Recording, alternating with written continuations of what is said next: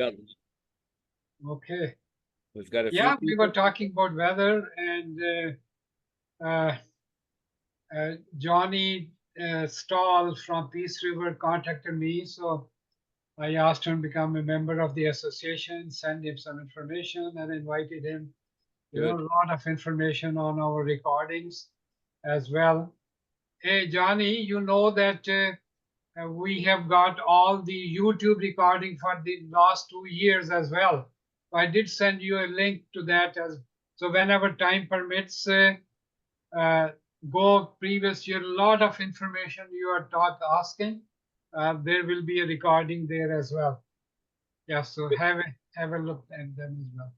Which colony you from, Ron, Okay, Johnny? okay. Which Twin colony you from? Rivers.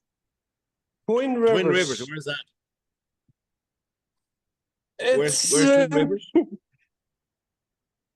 it's actually around Manning, Alberta. Oh, around Manning. Close to Yeah, Birch Hills, yeah. or very close to Birch Hills or Cadessa Well, about 3 hours north. of Cadessa. Michael, do you Yes, remember yes, there was yes. a wedding plant grower, Zieldorf, Zieldorf? Do you recall that name? Oh, at Manning. Yes, Manning, yeah. Oh, yeah. If you ever get a talk, if you ever go down to Cadessa colony, ask for James. James is the gardener there. Yeah. He had a greenhouse for quite a while. Do you know James? Yes, yes, I know James very good. Okay, so you know, he had to quit the greenhouses because of the snow. I guess the snow collapsed his greenhouses one year. But he's had the greenhouse for quite a few years. Okay, okay. So what's a decent greenhouse in my area? You close to the Peace River, but south of Peace River, there is what's that French area south of Peace River? There is a greenhouse there. Actually, it's Stroke Cap. Okay. And north of you is What would it be, Hank? How far are you from Fort Smith? Oh, Fort Smith is way further north. Okay. There's Roots and Rumman and south of Fort Smith. Okay, okay. No, that's a lot further north than I am. Okay. How far are you from High Prairie? 3 hours. Okay, so you're kind of in the middle of everything there, you know, like you know, Cadessa, Birch Hills. Then there's a greenhouse. If you ever go to High Prairie, there's a greenhouse there. Christie is there, and well, north and then south. The name escapes me of the greenhouse then there, but if you Google Johnny, we were just Googling this today. If you Google Alberta greenhouse drive map, I should put that in. Yeah, I should put that link into the chat here, into the. Okay, okay. That's a very good resource for all the. It is a map of all the greenhouses in Alberta. Yeah. Selling bedding plants and garden center. Yeah. Oh, so where could I look that up? So if you in Google, if you type Alberta greenhouse drive map, here I've put it in the chat, Okay. Johnny. Yeah, I see the chat. Okay, if you Google that, then a map will come up with 200 greenhouses in Alberta, and so let's see here. That's 63. You're by Manning. Yeah, Oh yeah, yeah. Falair. At Falair. There's a man. Okay, so at Manning, there's a greenhouse called Amicus Gardens. Yes, yes. Amica. Amica, yeah, I'm not quite sure.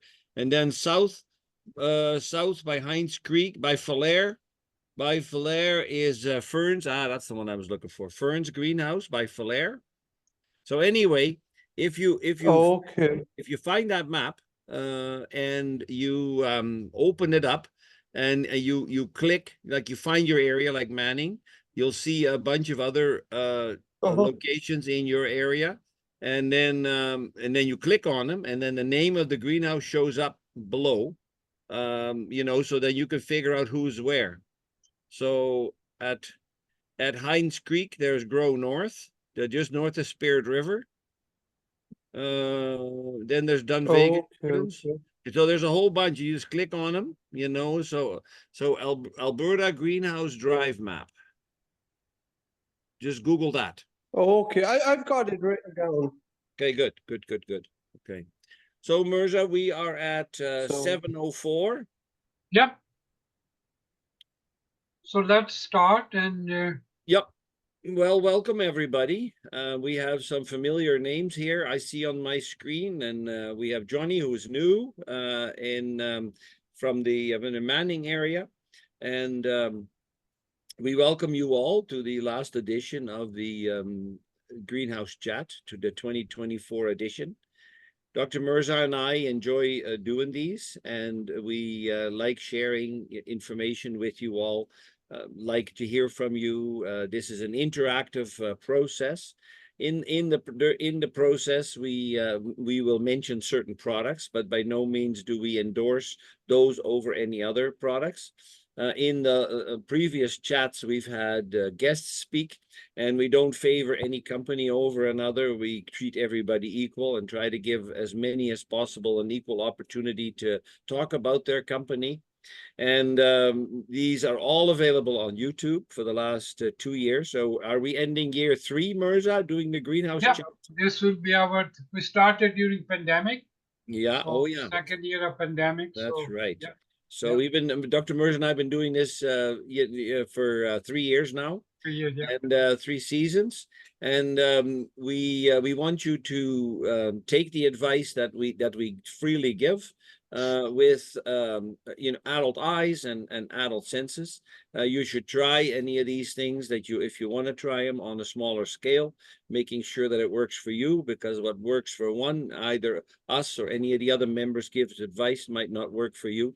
So be careful with that. And having said that, Mirza, we have in our final version, you know, what want to hear from everybody else. Like we have talked about the cooler weather. I am part, so many of you, part of a Facebook group called Alberta Gardening. And Alberta Gardening is a lot of homeowners that write things that will send you a picture of a pepper plant, and they go like, "What is on here?" You know, and you'll go like, without magnifying, you can already see that those are aphids. You know, so you try as good as you can to recommend a home remedy. So Alberta Gardening, it gets a little much, you know, so once in a while, because you get the same questions.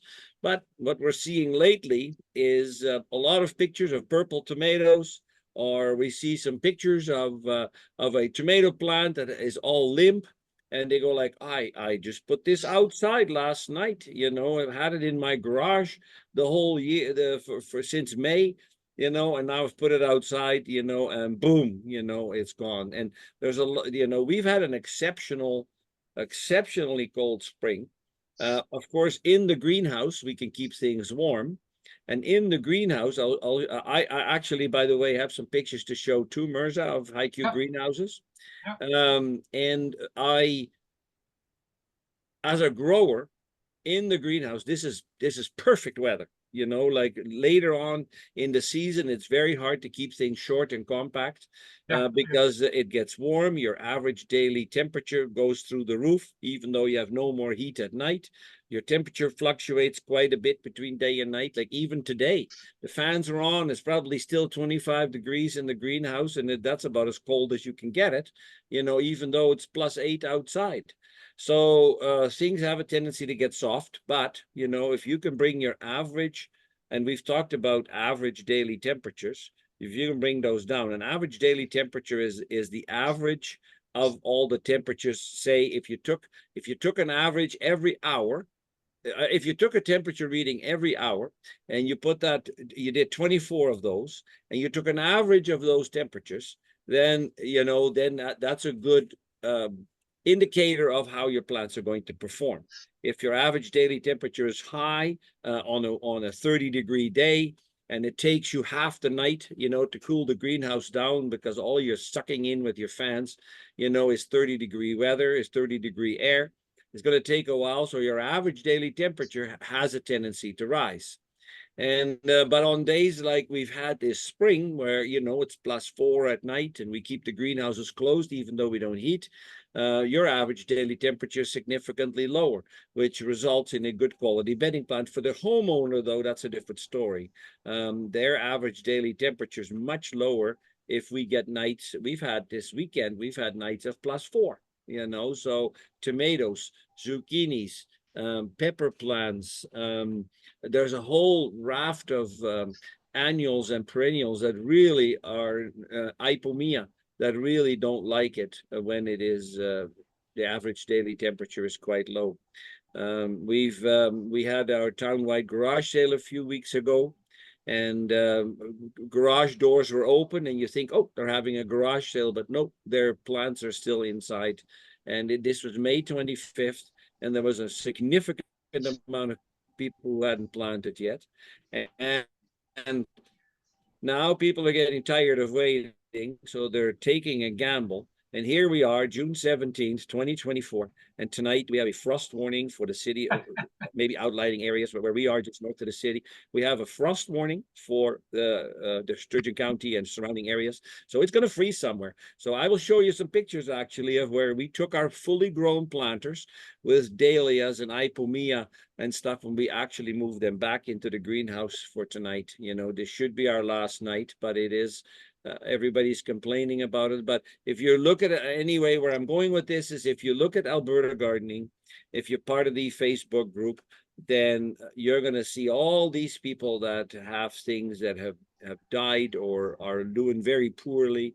My friend, Dr. Mirza from Westlock, he showed me his tulips from that he has. And Mirza, it's Father's Day yesterday, and his tulips were just blooming. Well, normally, Mirza, tulips bloom in April in Edmonton, don't they? And here we are. Do you think in April, is that normal for tulips to bloom? Yeah. And here we are. The moment the snow start melting, tulips, because they are good hardy plants and the short ones. So yeah, they will. So, yeah, and here we are, June 16th, and his tulips are just opening up. So if nothing else tells you it's been cold, yeah, it certainly has. I mean, trees have leaved out, and I've seen poplar fuzz. I've seen all that, but ladies and gentlemen, be ready for questions from your customers. Well, how come my sweet peas aren't doing that good, or how come my potatoes aren't up as much, or any of these questions have all to do with the cold weather, the cold nights that we've had. And Michael, already you notice that sweet cherries are very small one. I was in Okanagan Valley in April, and flowers were just blooming in that corridor, from in the valley to Penticton yeah that area, and there was a frost, so they said 90% of the fruit from Okanagan will not be here. Ooh. And that's why you could see the quality of cherries is very, very poor this year. So climate change is real. This is but even before that, I've seen every 7 to 10 years, this cycle will repeated. In my lifetime, I have seen snow end of June, July, August, a beautiful Indian summer later on. So you name it. So, but I guess the main thing is we got to grow plants in a hardy way. Before you came in, I was talking to Taiba on, a lot of market gardeners are there who have already planted their cucumbers, you know, and cucumber is a major crop. And I was asking her what to do, and we were discussing, okay, give them more potassium chloride, potassium sulfate, that goes into the cell sap immediately and raises the EC, so they will tolerate up to -1, -2 frost. That same thing with calcium. Calcium is a little bit slow because it goes into the cell wall and synthesizes it. So finishing our crop with calcium, like with our fertilizer we use, we regularly recommend to use proper fertilizer. Our whole chat was focused on proper hardy plants, compacted, so they could tolerate much cooler temperature, at least in the beginning. So those are the things. I think our basic message for next year would be that don't grow plants on just a wishy-washy knowledge. We need good knowledge, and that's the purpose of Greenhouse Chat and association. Knowledge of not only growing them but keeping them healthy, disease management, insect management. You will find a lot of information on our Greenhouse Chat on what to use, when to use. So it's not a uh, what I have over 200 pages of publication from Greenhouse Canada, written on every subject, and I'll be putting them on our webpage agg.ca, so that it become a reference material for any, I call it, any seeker of truth. So Well, we got to change our thinking. No more just 2020 mm, for our fertilization. It has mm, to be specialized fertilizer. Michael and I, we frequently talk about nature source. Where we started with the Daniel fertilizer, nature source, adding calcium, adding magnesium. With Taiba, we developed 5627 plus with calcium, very good results. So I think new fertilizer always will be open to any new thing comes along and understand their principle. And in my short presentation, I'll show you a summary of what has been happening and how to look into the future. So, Michael, you want to show your slide first, or should sure, I can do that. I Yeah, want please to do. emphasize. Yeah. I look at the questions that Debbie gets. I see she is here, Yeah. and the other day we were trying to we were trying to answer a customer's question that had a picture of her planter that she probably took in August, and sent that picture to Debbie and said, "Here's mine from this year," and this Mhm. was last year. And how come mine is so much smaller? Well, two things have happened, and you kind of scratch your head at first, but then you go, listen, that picture you took was probably in August. There was no way that you took that in early June, and now with the added colder, frigid temperatures that we had, we and lots of wind. We see how much difference it can be from one year to the next. So person has to keep two things in mind. When your customer sends you a picture and complains about something, make sure that you realize that that picture might have been taken at the end of the season or in the peak season. And it has been last year we had forest fires and we had plus 30 degrees every day in April. Yeah. And Yeah. this year it's the opposite. Now they have every day 30 degrees in Ontario. Yeah. It's Exactly. very Yeah. warm over there at the moment. So, Absolutely. but Absolutely. yes, I will share my screen, Mirza. Okay, let me just give you the permission. I think you are already a co-host. Okay. Okay, Michael, ready to go. No, not yet. There we go.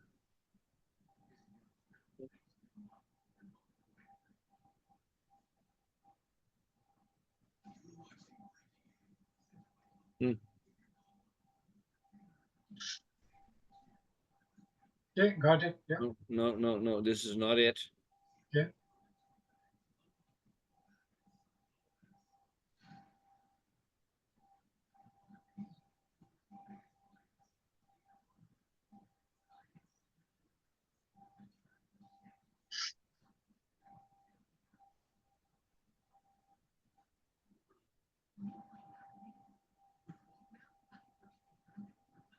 How comes I have so much garbage up here on my screen now?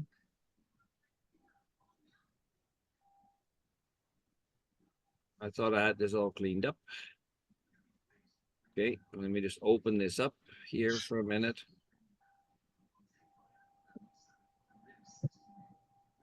Okay, share screen. There we go. Okay. So we have some fully grown we have some fully grown slide from current slide. We have some fully grown planters that we have at AGGA Greenhouses. We received some samples from some of the breeding companies. This is in addition to what we're getting from new blooms. So you'll see some of these as repeat in new blooms. But we planted these up from the different breeding companies, Ballflower Plant, Selecta, Duman, and we planted them in big planters. And we actually moved these back inside this morning because the wind was so cold, it was biting. So some of these new dahlias and some of this new stuff we've mixed in with existing things like first night grass and some other things that we already had. So this is what's inside. At AGGA Greenhouses, we do young plants, but we also do finished material for landscapers, for golf courses, for cities and towns. And we ship that really late in the season. And there was a small discussion going on this morning between a couple of the growers and myself, 3 or 4, and via text. And they shared pictures of Scavola in particular that was rather rangy. And I emphasize that timing is everything. We are now at the middle of June, and providing that you cut things or you time things properly for the end of the season, then you're going to need to start that a lot later. So timing is everything. If you have customers that don't pick up their plants until June, you have some contracts with somebody and they don't get their summer staff until the end of May or early June, and that's what you did. Then you cannot pretend to take the plugs or the cuttings and make planters in March or February and expect them to still look good in June. So we will for those kinds of contracts that we do outside the May market, we will plant things at a different time of the year. We will bring cuttings in, seed things, for different times of the year, so that if it's the middle of June, that you have New Guineas that look like this. New Guinea impatiens, can get gangly and rangy, tall, and then of course it comes with all kinds of issues. If you have tall plants, and they're tight, then you will get botrytis in between the leaves. You'll get stretching. You'll be cleaning these things before you ship them out. So if you need a crop, to be finished for the middle of June, like some of our stuff is going out right now, then we plant this accordingly. And this is zero cleaning. This is just ready to ship off the bench, boom, on the cart. They all look like that. So landscape customers, of course, buy a lot more than just onesies. I mean, they still do, but you know, they will also buy carts of coleuses or carts of layers and layers of New Guinea impatiens. So all of this stuff was planted much later than any of our other plants that we ship to stores. You know, we do 1 or 2 stores. You know, and definitely you as the grower retailer, you wouldn't want things to be this big, you know, at the end of June or the middle of June. You know, you want it like this size in May. But you know, for us, we plant up to the end of May. We will physically put things in the ground, zinnias, certain things in 606s. You know, we will plant them, ornamental cabbage, ornamental kale. All that stuff is planted very late, just to have it timed right for these late shipments. So if you have a garden center and your audience does not all come in on Mother's Day or on the long weekend of May, you have to have things timed so that you also have fresh and good looking stuff for the end of the season. And that can be done, you know. So here's a whole shipment that's going to somebody. And, you know, you look at it, it's all, you know, the same height, you know, it's all nice and compact.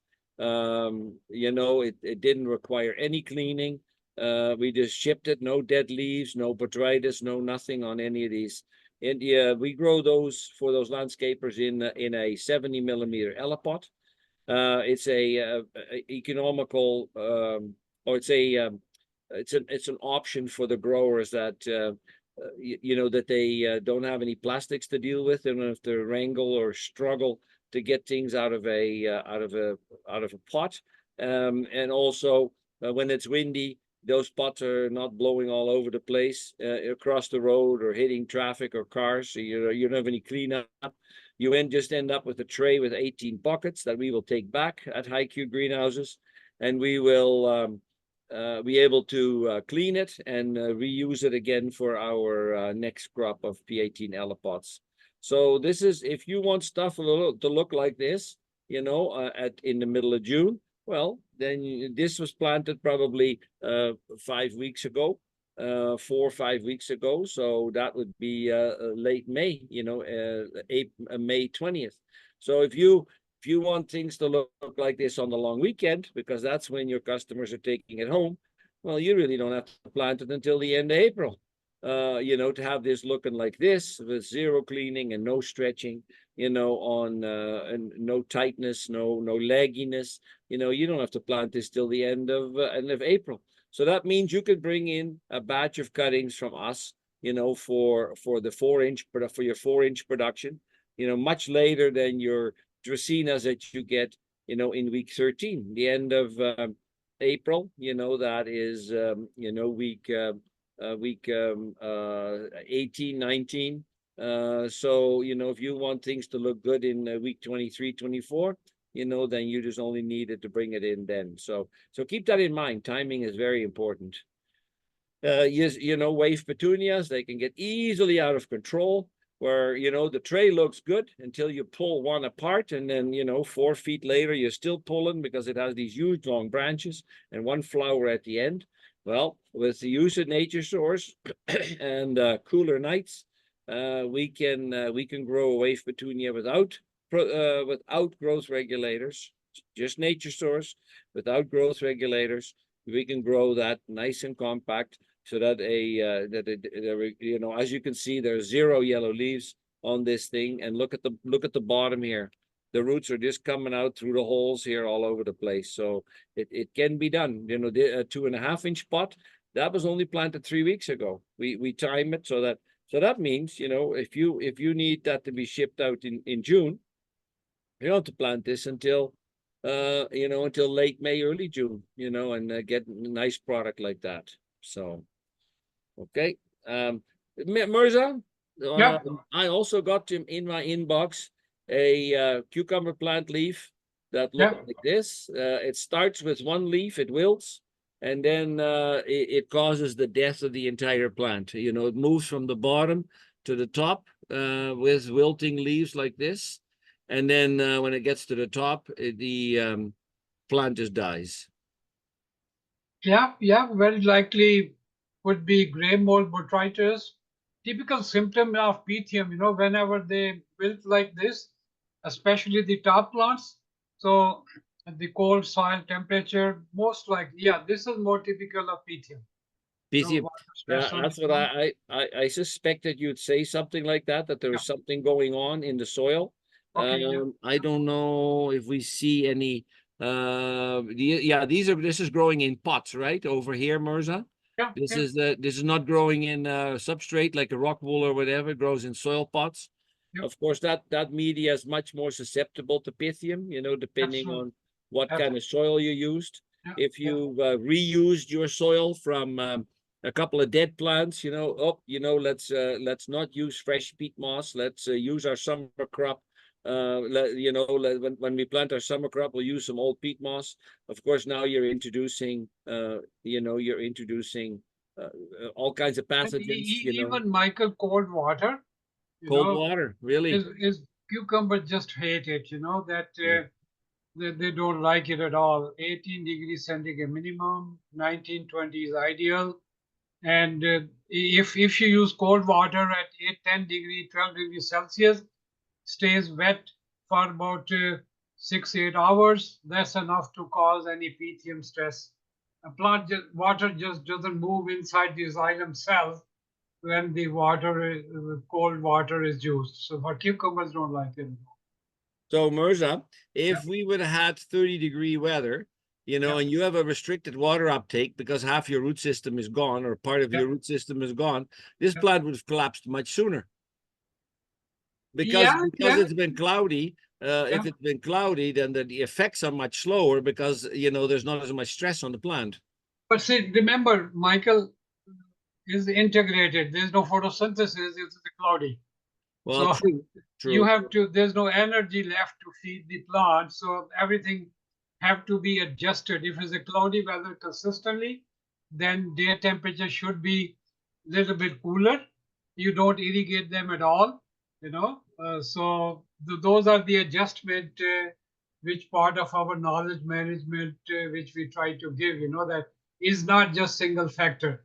There's no food made by the plant on cloudy days Right. and we expect them to grow. No, then they won't grow. And very big leaves. I call them elephant ear leaves. Yeah. I have written several articles in newsletter and other. Whenever leaves are that big, this means our night temperature is cold. 24-hour average is going around 18, 19, and cucumbers just don't like it. So what should your night be? If typically. Yeah, typically when young seedlings are there, we recommend a 22-degree day and 20 nights. Keep them compact. When the flowering start, fruiting start, then you drop to 19, 18 at night.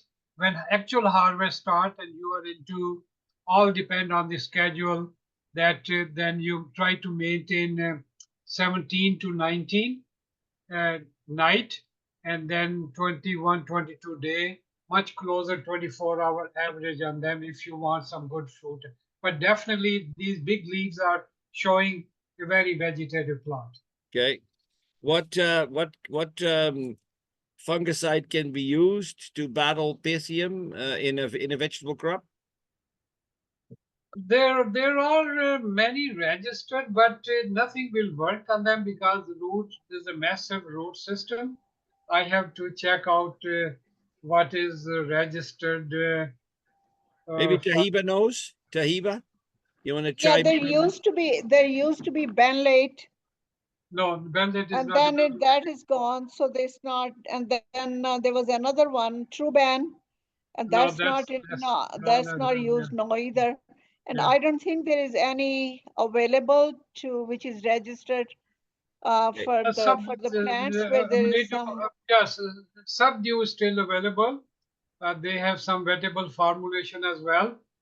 Uh, I don't know what type of soil they are using. To me, it looked that they took the field soil and put some peat moss in there, Michael. Yeah, I don't know. I didn't ask that question.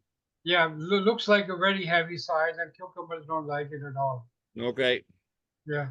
But see, Pythium is an irrigation disease and temperature disease. Okay. And oxygen. When the soil is wet, the oxygen go for people.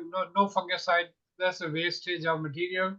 They could try some zero tall if they like, but it doesn't help. Zero tall, 5 milliliters per liter. Exactly. Yeah. Because that's pretty heavy, because we were also talking about 2 milliliters per liter, but we're attacking this Yeah. pretty But heavy. see, in this case, we'll go with the elimination strategy. Okay, it's 5 mils Yeah.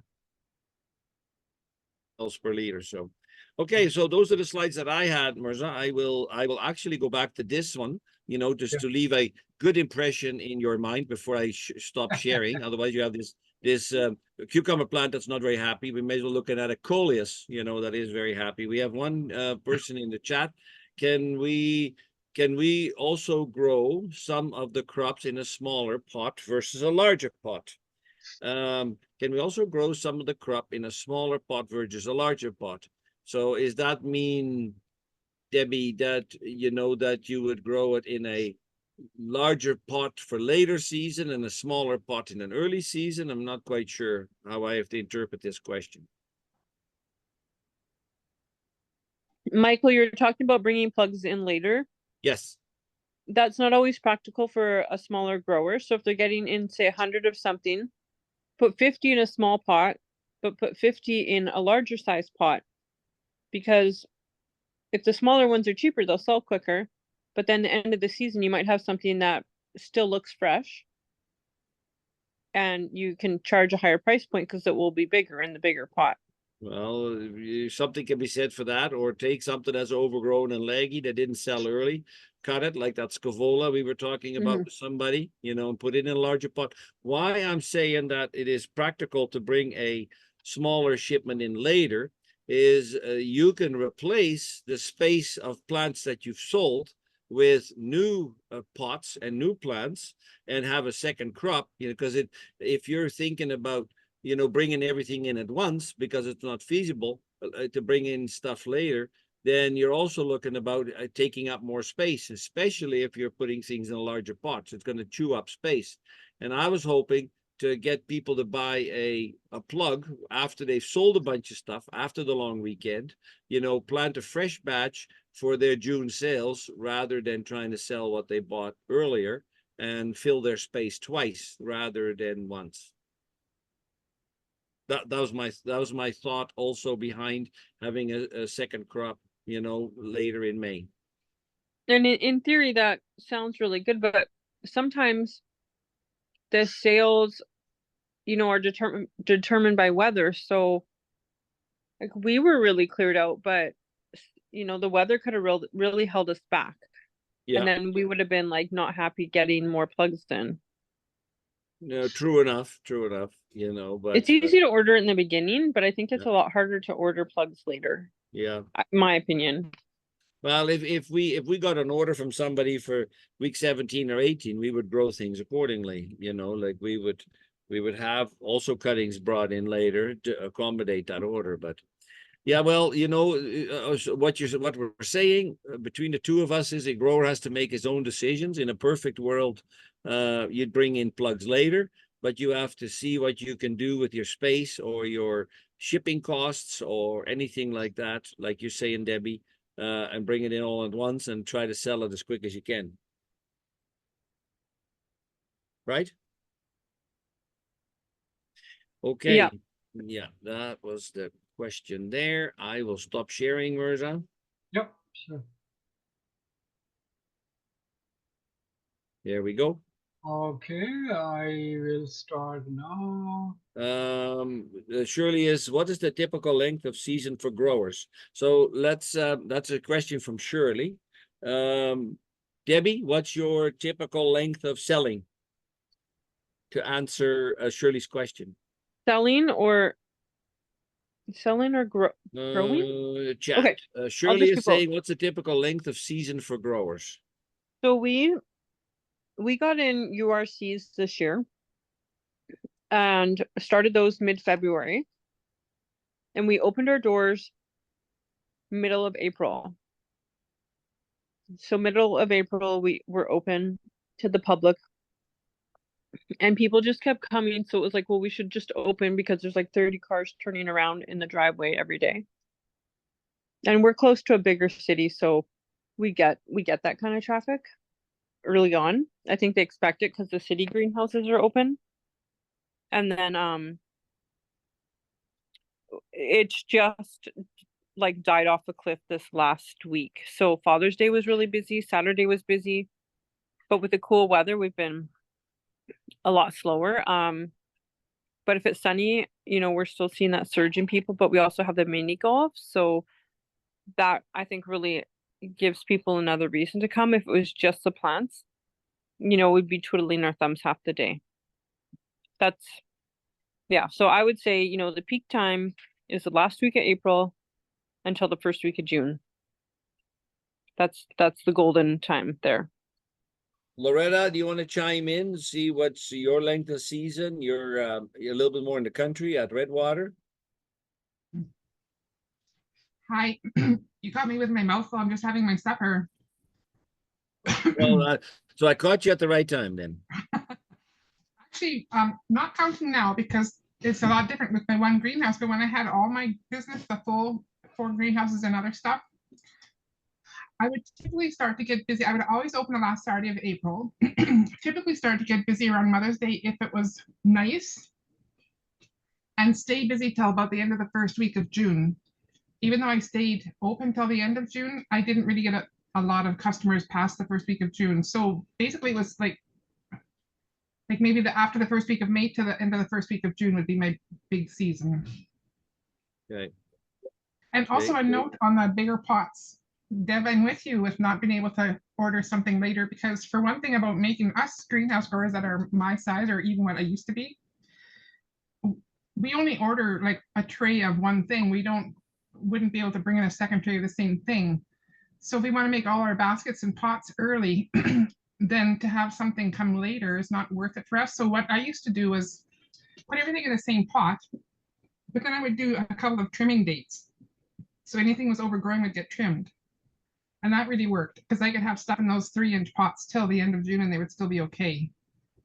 So see if we, unless you have the option to order some more of the same plant later, you know But what I mean? you could take Angelonia and just to name a few, Scaevola. You know, you could take that later because those things need more heat. You know, and you'd want your customers to pick those up. Rudbeckia, you know, there's not to be the same thing. It could be something different. You know, you could, then the customer comes in and goes like, oh no, it's not same old. Look, there's some new stuff here. When they bring new money, you know, then they might buy some more. There might be a few things that you could bring them later, but having them all at once and then trimming always worked for me. And getting all, especially Scaevola in a pot, with everybody just loved it when I had it in hanging baskets. Right. So, but now well, that matters. That's definitely a good option, you know, like as well. So we have Lorraine's iPad. I'm not sure who's attached to that. So can you give us some input on that? Lorraine's iPad.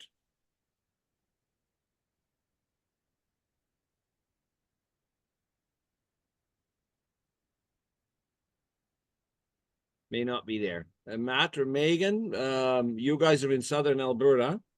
What's your, like, you've been in business, this is your 3rd year now. What are you experiencing for length of season? Hey, Michael. Yeah. So we started our sales Mother's Day, and then we shut down this year a week ago for the season. But again, we can't really, we're so small yet, we can't really tell you what our full season is, to be honest. Yeah. Go ahead, Megan. Oh, just like with trying to extend the season, right? You know, we're still at that limited space of how much we can grow. So, so kind of our season is short anyways. You know, it doesn't go much past that first week of June. Like this year, we did extend it probably another week or so just because of the weather. Mm-hmm. Yeah. Yeah, but so you typically open around Mother's Day, so you're well into May before you open. Yeah. Yes. Okay, and is that because the nights are still cooler, you're closer to the mountains, or is that just a preference? No, it's we have to set up a separate like a pop-up sales location for all of our our greenhouse is wholesale basically, and then we ship to ourselves. Uh, And it's just maximizing the time that we set up for sales. We aim for the best time of the year, basically. Okay, okay. Yes, really peak season. So you don't sell everything from home? You have a pop-up somewhere? We do, yes, just because we don't own our own land. So we Ah. lease land, and it's a long story, but yeah, so we grow outside of town, we haul everything in, and we sell in town. I Yeah, see, so I it's- see. Yeah, set up like just a tent, so it's not insulated or heated. So it's kind of where we don't really want to,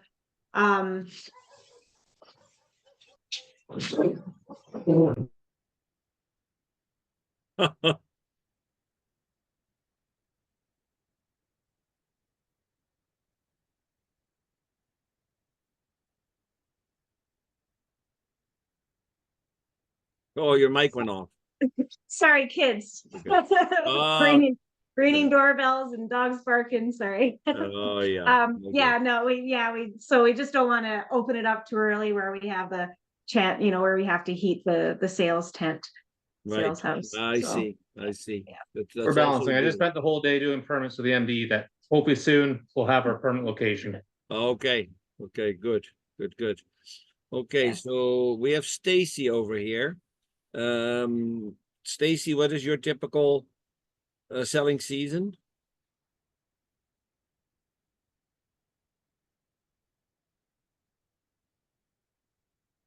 We're just also doing this to give Johnny some idea, about what he should be aiming for and timing for. So, or anybody else that is new to this and that. Okay, Mirza, let's carry on with your presentation. Okay, great. We already have talked about unusually cold and rainy spring. Michael and I, we were chatting about this aspect. And when the customers come, how do you handle them? Uh, customer always say, I bought this plant from you. So you have to gently remind them, you could say it's God's act, it's a climate change, but the temperature. Some are very kind. They say, I still have some left. I will replace for you. But I think the critical question is that we could never prepare ourselves if there's a big frost tonight and tomorrow, and growers take some of the those plants inside. Then are we ready to supply them some? I don't know, Michael. You have some handy.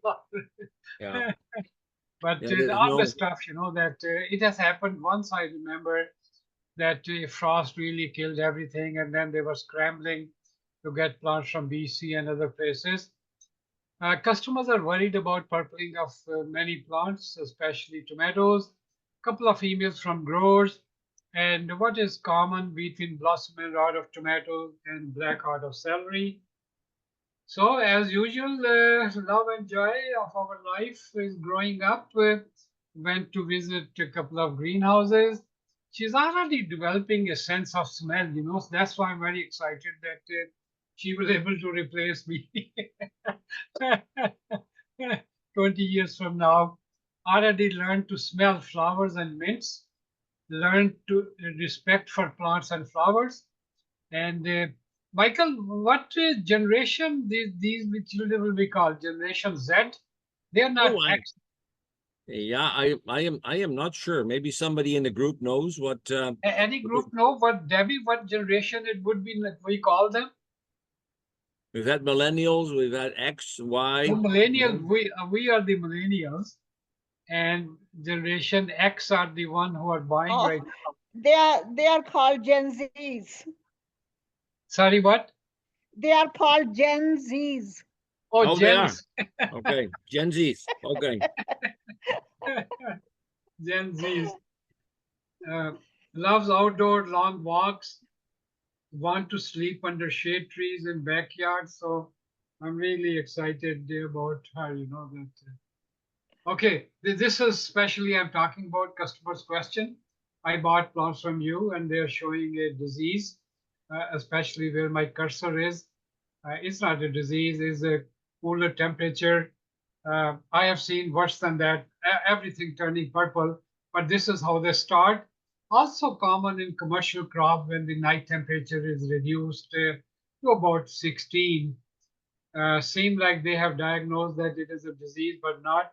Some purpling of leaves as well. Cold temperature induced phosphorus deficiency. If the weather is good, they will come out of it. But today, if you could cover them, they are very big producers. A grower gave me this basket, and even tomato, they were just turning color, but now with the cold temperature, it looks like they would size up and start ripening it. So how do you handle with the growers? That's where Debbie and Vanessa and others who have small workshop, knowledge workshop for your customers are very, very useful so that they are aware of these things. Your employees could always use our greenhouse chat whenever they on rainy days. You could ask them, okay, go through these chats and make some notes on these potential problems. Mints and flowers did pretty good. This is my mint at my house, and this is a tomato at my daughter-in-law place. They're relatively sheltered, so they will stay there. Mints love cooler temperature, and most of the petunias and others are really actually doing very, very good. Lot of good rainwater in them. Luckily, no hail, at least in our area where I am. Couple of emails. Hi, Dr. Mirza. I just moved these geranium from one greenhouse to the another. The other varieties are fine, including the boldy red. Any ideas? Sunburn. So when I look at these plots, very clear purple color. Geranium is always associated with cold temperature, also nitrogen deficiency. So you could see right away there's some yellowing there. So basically, although we have been advising growers, once the plants start flowering, they're not going to grow much height unless very warm temperature stretch. They will, excuse me, show nitrogen deficiency on them. And the next one, the very serious edema. So they move from one greenhouse to the other, and they probably very cold temperature water them late. So combine all those speckling is edema on them. You know that geraniums are very, very sensitive. A couple of chats ago, we talked about edema. Geraniums, all type of geraniums are susceptible to that. Basically, roots keep on absorbing water. You drop the night temperature, so cells just burst open. They are not marketable anymore. And they look like goosebump. You touch them and the corky layer, that's the cell sap oozing out on them. So this was diagnosed, and Beth, the geraniums are showing the effect of cooler night temperatures. They turn purple. The leaf spotting like pinheads is edema, where root pressure is high. When temperature drops at nighttime, so water is expelled as bursting of cells. The damage is permanent. Avoid later watering. And mind you, this is the end of the crop, so they probably are not worried with the loss. But it's always good to know, because it could happen with the mature crop. If your night temperature, your ramping is very important. From day to night and night to day is not slow and gradual, and you suddenly drop it. Chronology of diagnostics in greenhouse chat. February, germination related due to temperature and humidity. Those of us who attend IQ's AGGA workshop are already familiar with these things, so they have the knowledge and could manage it. Molds and establishment, plant establishment issues are very common in February. Roots not taking hold in the growing media due to cold temperature, water, air ratios are not proper. Many times, growers are in a hurry. They bring cold bales from outside and don't thaw them properly. I have made the temperature 8 degrees centigrade and put your plants in with cold water, and that's not a good practice. So you have to fill your pot much early. So February is that time. March, growth issues, not enough nutrient, calcium deficiency, nitrogen deficiency, plots become top heavy compared to roots, and you pay the price in May, and I have a picture to show as well later. April, aphids and thrips. This year they were a little bit early as well. We know very well. And fungus gnats and short flies.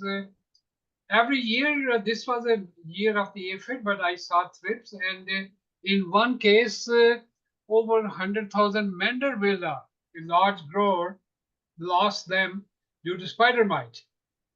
And now they want to bring poinsettia in, and they're asking me question, how could we clean them?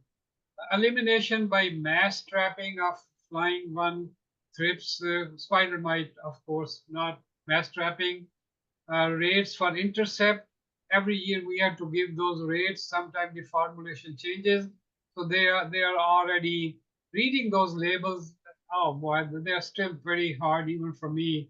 I have to calculate them several times, check with Eva and Michael and others. Check YouTube link for these chats, our recordings. May and June, peak of sale time, mistakes with pH and EC become evident at that time. Most talked topic during the chat was managing pH. pH above 6.4 causes iron and manganese deficiency, while pH below 5.5 causes toxicity in geraniums, verbenas, marigolds, and impatiens. And we have already published it, the list of plants which are iron sensitive, plants which are not so sensitive, plants which are toxic. So that list is on our greenhouse chat as well. Make an effort to look. Even if you type Dr. Mirza plus iron deficiency plus plant sensitive, you will get to that. Google is a pretty good tool. End of season cleanup, as I mentioned, that very bad, sorry, very bad spider mites infestation on mandarvilla resulted in discarding of over 100,000 baskets. Wow. How to sanitize the greenhouse for poinsettia? Those are the tough questions, you know, that solarize. If the temperatures get better, hopefully it will get better. Remove any sensors, etc., or wrap them, and let the temperature go to 40 degrees centigrade above. Keep humidity up. That will look after. Spider mites could go dormant as well. They will turn red in color if very high heat is there or very cold temperature there. So keep humidity up. That will look after any hatching of thrips as well. For 4 to 5 days, we'll look after thrips as well.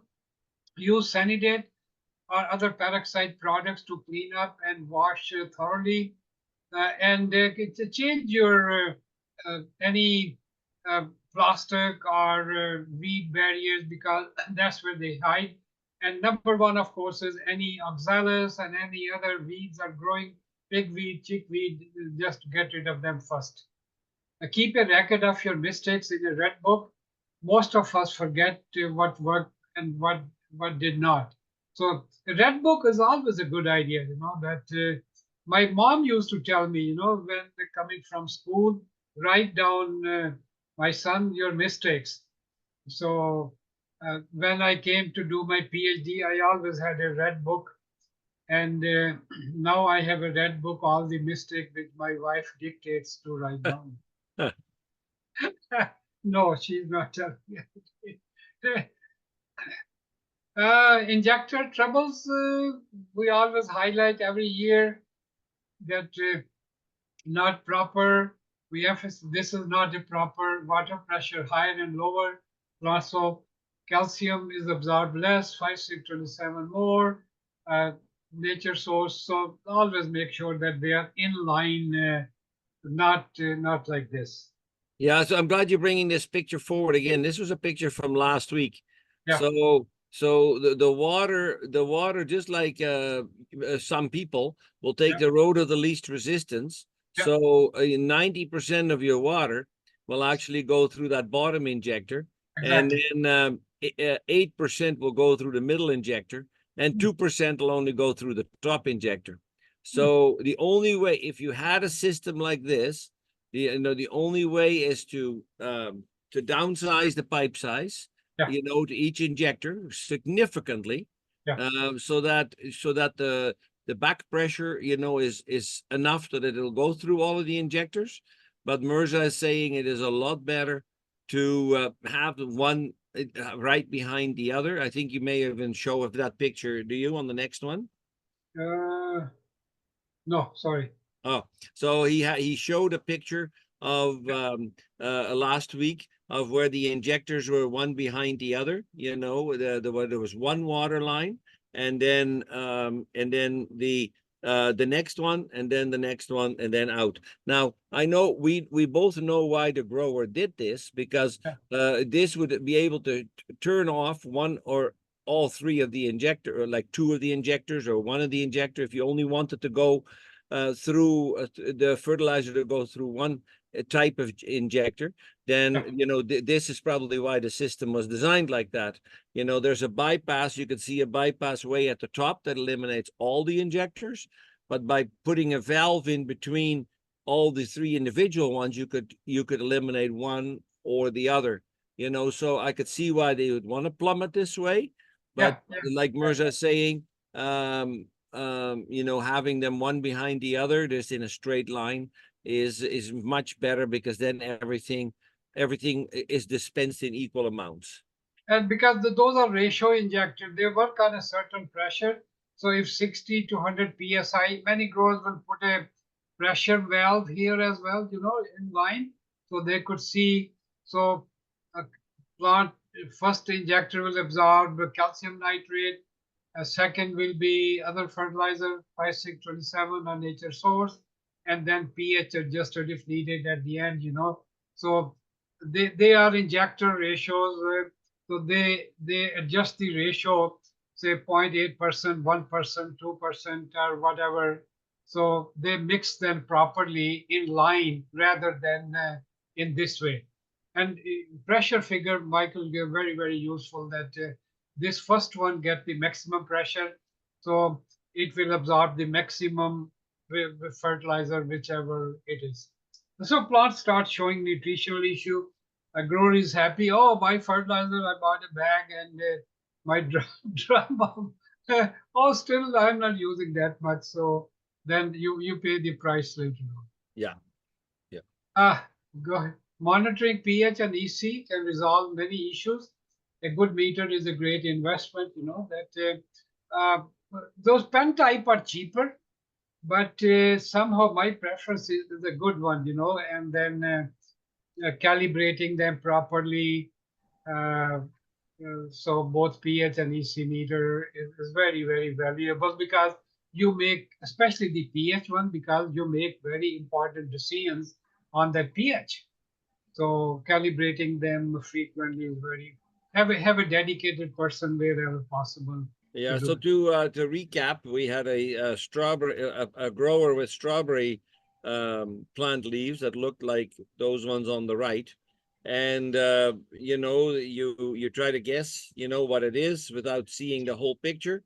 But the grower brought some leachate from the basket, and on the left meter we saw that the EC was 6.95, and that should have been closer to 2. And the pH on the right meter, the meter on the right, should have been just slightly over 6. So 6.2 to 6.3 rather than 5.2. So that was a full point out. And you get a lack of uptake under low pH, and you get these roots burning, basically sitting in water that's way too salty. So you know, showing all kinds of weird effects, you know, on the plant leaves. And the grower you know, leached and got the EC back under control. As a matter of fact, at one time they were catching leachate as they were going. At one time the EC went up as high as 8. So if we would have had a weather like last year in April, where it was 30 degrees every day, the damage and the end result wouldn't have been as good, because at a high light and super hot greenhouse, having the roots of plants hanging in an EC as much as 6.95 or 8 is detrimental. So we were able to save the crop, but by the skin of our teeth. This grower was trying very hard to kill her plants. Absolutely. Thanks, Michael. Always appreciate it. Yeah, gray mold botrytis is a major fungus pathogen. Every time we talked about it, I have seen with this weather, where the plants are crowded outdoor, pretty bad. Even in my own plants, the tomato basket, I can't do much, but yeah, is always there. And the blossom and rot and the black rot of celery. A grower is growing some celery on the left side, and she sent me those pictures. And irregular watering, wet and dry cycle, calcium deficiency. In tomatoes, blossom and rot occurs. Now, it's not shortage of calcium. Calcium, we are giving enough in our formulation, but uptake depends on water movement. So if the plant dries out, tomatoes wilt once, then the calcium is because the skin of the fruit, especially tomatoes, is rapidly expanding. Very high temperature on the skin will cause temporary shortage of calcium in that area. So high EC will also be caused, like Michael mentioned, EC of 6, you bet is going to be a lot of blossom and rot. And that fruit is edible, but not saleable. So you have to chop off those parts. Celery, same way. As Michael were talking, I saw it in calla lilies as well. It could happen in dracaenas as well. The central part, which is actively growing, calcium is needed to build up those young tissue. And most of the time, boron will also be implicated. End of season cleanup, I mentioned that. Okay. Upcoming, please let us know if you want to continue the chat in 2025. Our attendance has steadily dropped. Michael and I and Debbie, we have talked about it. We know you are busy, but this is a very valuable resource, and especially because it is going on the web, on our YouTube channel. The government is, I was involved quite a bit of consultation, having they finished off the old consulting services, but now they want to rebuild it and want to use the American model. And I gave them they want to have a water specialist, a disease specialist, an insect specialist. And I told them, look, it's not going to work, that we need a family doctor as a first contact, who could diagnose major problem at the first sight. And I gave them my example that I had some issues. I went to one doctor, he sent me to a specialist, then another specialist, third specialist. By the time I started recovering, probably I diagnosed the problem myself. So extension is so vital for the industry. It may look very small, but crops are saved. Imagine if we don't have this information, wrong decision has been taken. Sometimes it's just to build the confidence. So please drop us in a line, at least who have attended it, that yes, it is of value to us. Okay, please continue. August meet and greet in Redcliffe, Medicine Hat area. Michael, is it August, end of August, or did you move to September? Let me give you everybody the exact dates. Just a second here. The exact date.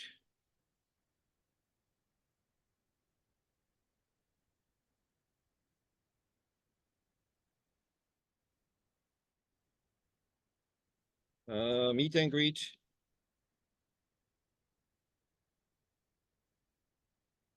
Meet and greet, Mirza. There was some debate when we should have it. Some people said early, some people said late. So we're trying late again. Okay. September 11th and 12th. September 11th and 12th. September 11th and 12th. Yes. Okay. So it's a Wednesday and a Thursday. And tell us a little bit, Michael, how So the way the beautiful meet and this greet meet and works greet is that as board members, Dr. Mirza and I are both on the board together with some other together with some prominent people from the industry, people like Dietrich Kuhlmann, Simon Lowen, people like Albert Kramer, David Hoekstra. You know, they make up, you know, and there's a few others. They make up the board. And we always meet via Zoom the whole year. As a matter of fact, our first meeting after spring is coming up this Wednesday, I think. It doesn't matter. And the board has decided years ago that it would also be good to kind of meet in person. You know, like we talk about things with other growers, with other board members, you know, 5-6 times a year. And we really don't get to see each other. So we combined it with an area visit of the province. So we were at Christie's in High Prairie at one time. Sometimes we're in the Edmonton area. Last year we were in the Olds area. And we, other than the fact that it is a board meeting in person on the second day, that growers and members can attend if they want. It is the first day is a day of touring of greenhouse facilities in the area.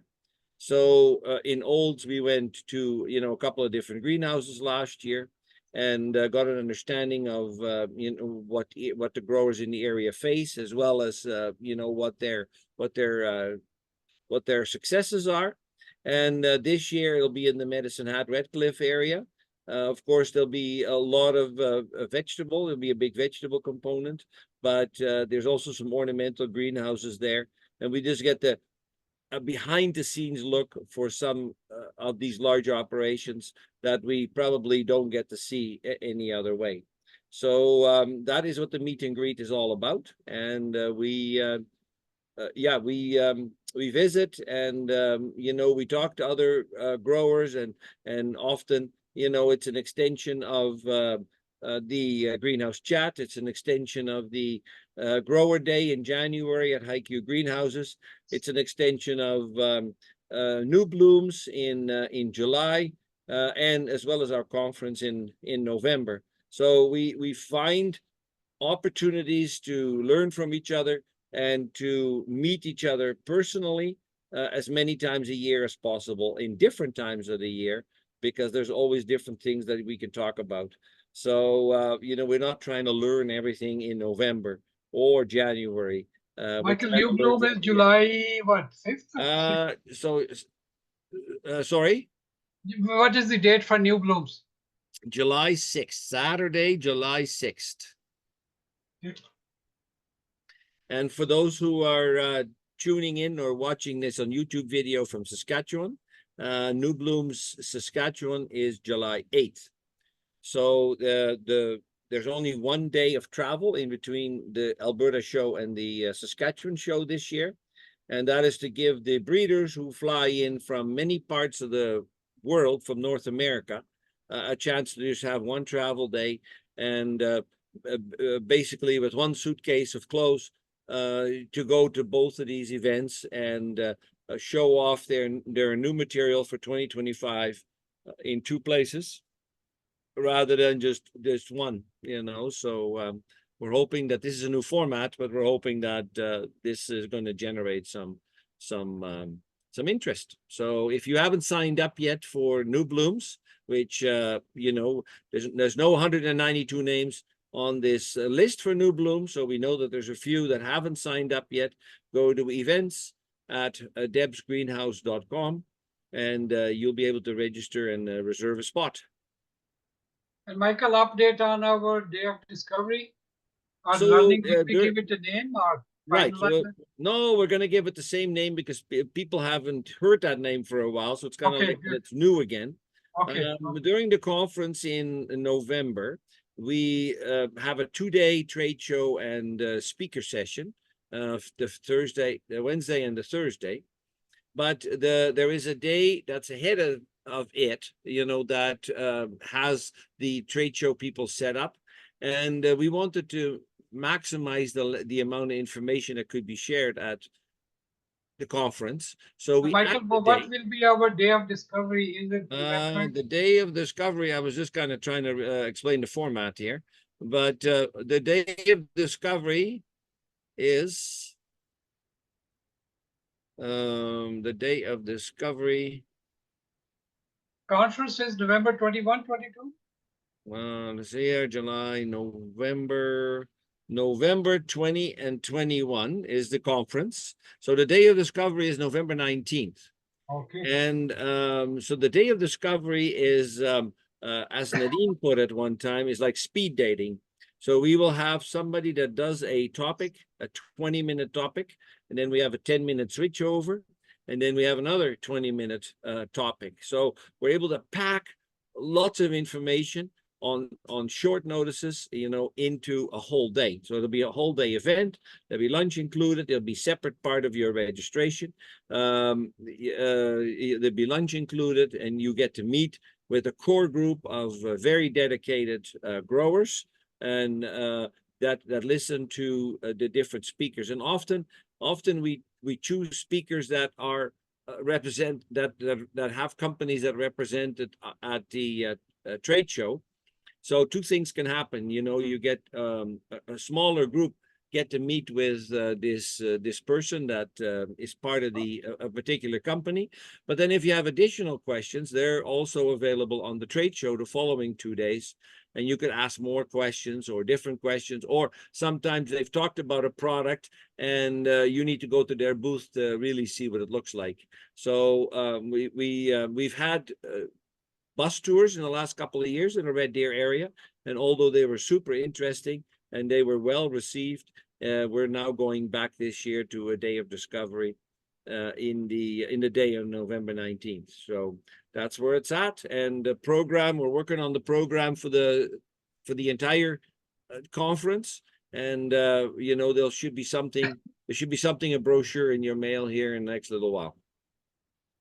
Great, Michael. That's all I have to share. Okay, I would like to go to the chat, Mirza. Okay.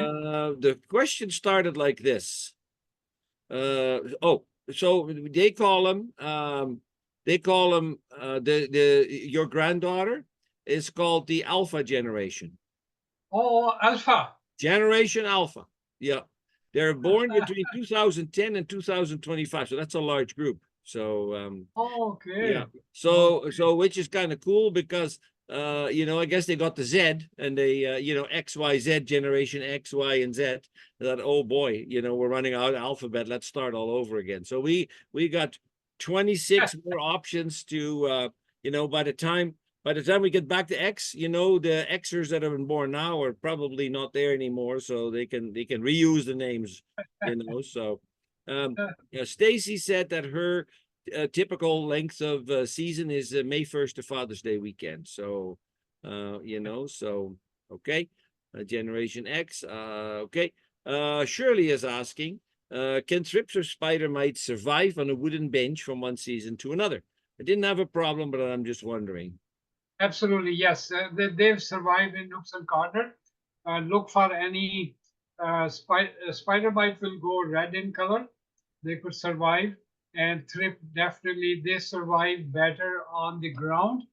But even in the wood, decaying organic matter, they can survive. Yes. Yeah. So I've seen tiny red dots of overwintering spider mites, just like this is Loretta's answer. I've seen tiny red dots of overwintering spider mites and the undersides of my benches in the past. So yes, you know, she agrees with you, Mirza. And then thank you, Loretta. What did you or do you do to sanitize the wooden benches at the end of the season? I used to spray the benches with a bleach solution, but those mites are in a state they're impossible to kill. I used to physically remove any of the red dots I could find. Oh my goodness, Loretta, that is a task and a half. Boy, oh boy. I think that's where the metallic benches came in. I know when the change was made, because when I started my job in 1980, everything was wooden benches. So that's when we moved to Well, what we find, what we find is effective is, like you said, Mirza, crank up the heat, which isn't hard in the summer, if you just turn your fans off. Yeah. But the other important thing is to take any kind of material that they could breed on, take it away. So you're going to want to have all the weeds removed, all the greenhouses completely empty, no leftover plants, no projects from your neighbor that says, oh, you have a greenhouse here. I got this sickly looking fern in my house. Why don't you baby it to life and I'll come and get it at Christmas time, and put it back in my house. None of that. You have to be completely empty and dedicated to that, because what happens is thrips in the summertime under heat has about a 3 to 4 day full life cycle. It goes very, very fast. So if you have no material in the greenhouse, they'll hatch, they'll find something they'll try to find something to eat. And of course, you have to remove all organic matter, clean your benches, like with high pressure washer or lots of water, like we use lots of water. And we flush everything out and we drain everything, we clean the floors. So if there's no organic matter and if there's no plant material, then they'll just starve to death. And that is really the only way. If you wait too long to do this, then the spider mites will turn into this overwinter state, which is the red state, and then they don't eat, they don't reproduce, they just sit there and wait till the conditions are right, and they smell that there's new plant material coming in, and boom, then they'll hit it. So you have to do this in the summer. I know that there's not the most likely time to this to be happen. You'd rather be camping or working in your own yard or planning for next year, but it is a daunting task to clean everything out, to clean your benches, remove all organic matter, and then just let Mother Nature do its thing, and let these generations and generations and generations of insects just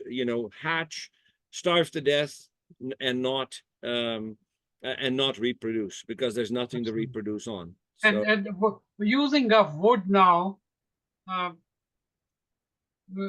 I was saying, that when I started my job, all sort of wood, fence material was used, so all the benches were like this, and plants were growing, not uniformly. So slowly, it's better to go into some movable benches so that they are proper and very easy then to control from an insect and other viewpoint. So that means sweeping up your tarp, or I was at a greenhouse one time that hadn't done anything for years, so soil had fallen on their gravel pack, and they were actually out there with shop vacs when it was dry, and they vacuumed up, and this was a large operation south of Calgary, and they were actually having their staff in the summer vacuum up the dried up peat moss just to remove all the organic matter. So Mirza, in response to your question, is you had a little straw vote, said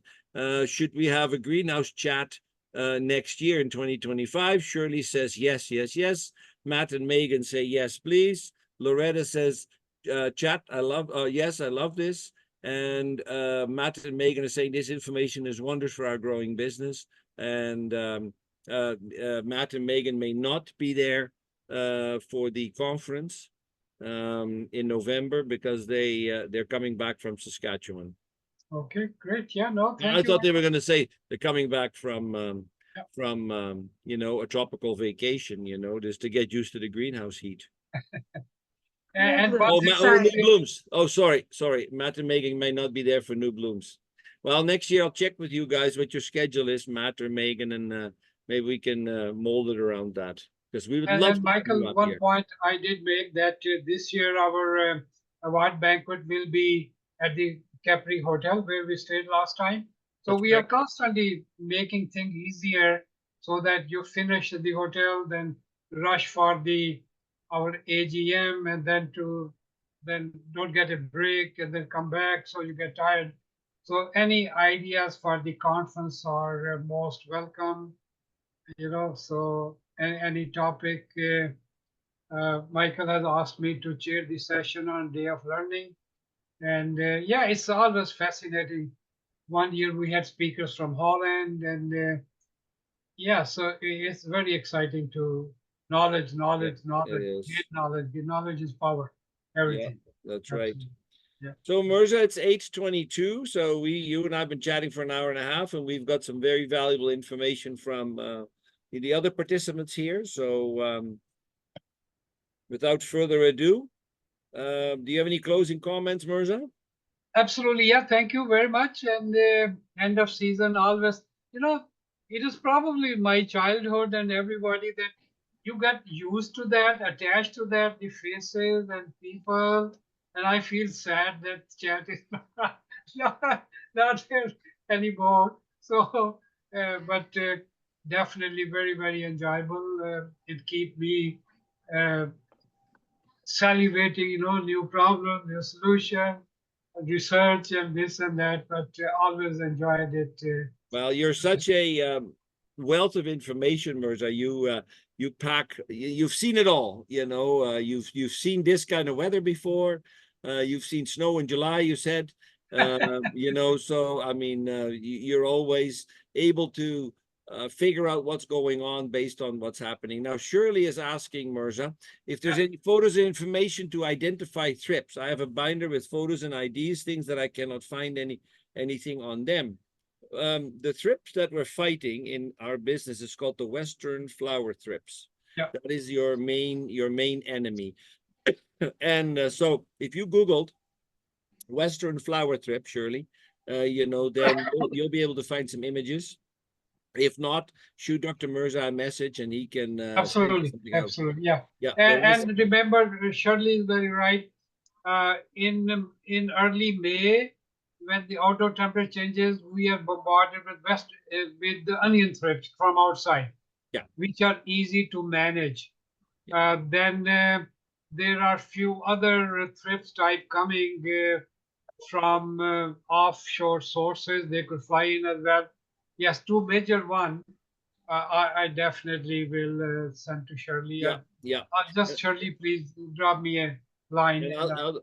Otherwise, Mirza, if you send her that, there's for every insect that we fight in our business, there is a little circle, that goes with the life cycle, of each of the insects. So if you're going to send her a picture, send her that one as well.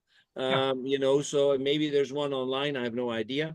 But there's some good picture with Copert website, also Grow Live. So I will dig out and send. Yeah. Okay. So Shirley says, thank you both for all the advice and information that you provide. I get such a value out of you. Both appreciate it. I appreciate this chat so much. Well, thank you very much, Shirley. We, like I say every time at the beginning, we really enjoy doing this. Hi, Tasha there. Tasha. Hello. Oh, Tasha just turned off her mic. Darn it. We were going to ask her a question. Oh, there she is. Tasha. Hi, I'm just logging on. I got a little preoccupied. So is your season still going, Tasha? Yeah, it is. Yeah. Is it later than when does it start? And is it later than other years?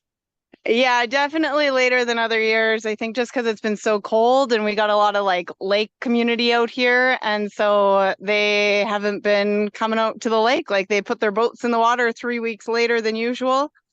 So I still have lots of people coming in that are just starting to plant. Are you worried? Are you Yeah, I never did have a busy weekend. Normally I have May long is really busy and the weekend after is really busy usually. But I didn't get that this year, but I'm making up for it a bit. I'm busier on Tuesday, Wednesday, Thursday than I've ever been.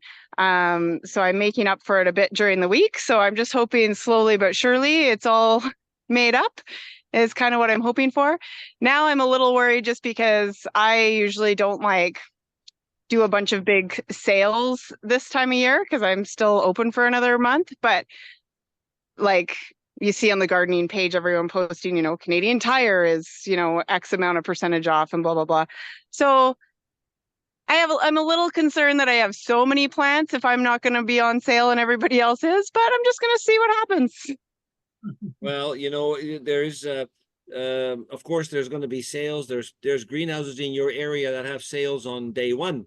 There's Yeah. one west of Lacombe that has a sale in the first week. Where there's one by Barhead, not the good one, but there's another one by Barhead, and they have sales for $1 6-packs for vegetables. So the sales are unavoidable, and they do happen other times of the year than rather than just at the end. I would stay the course, Tasha. You know, like spend your time making sure that the crop is spaced and it's not leggy, and that it, you know, just run it without heat, and try to run it as cool as possible, which is easy this year because it hasn't been very hot. And you know, keep hanging in there, because a lot of these people that are going to the lake also have a home in the city or wherever they live, you know, so they may be bringing something home with them if they see the quality is good and the selection is there. Because we were at a Canadian Tire this weekend, and the 6-packs of all annuals were $1 a piece, but that did not mean that any of that stuff was looming for me to come home. The sales are usually on the stuff that should actually go in the garbage and not be sold for any price. So if you can show the difference in quality, you know, you know, by looking after it and giving it proper space and not overwatering or underwatering it, then I think you're gonna sell more than you think. Yeah, perfect. That's what I'm hoping for. Yep. You know, it can be done. Dietrich Kuhlmann said one time, if the weather is cold or snowy around Mother's Day or the long weekend, you will make it up. It just takes a little longer to get there. So that's the advice that Dietrich gave, who has been, you know, an icon in our industry for many years. And he is also, like Dr. Mirza, has seen all kinds of weather conditions. So yeah. Okay. Thanks for sharing, Tasha. Thank you. Well, we were just wrapping up, Tasha, so you'll have to watch you'll have to watch the YouTube video when it comes out.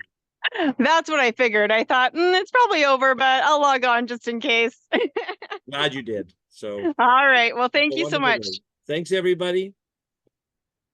Bye-bye. We should call it off then, I guess. If no comments, then. Yep. Our next event is New Blooms, so we'll see everybody there. Mirza, you have to register yet for New Blooms. I have registered already. So. Oh, good.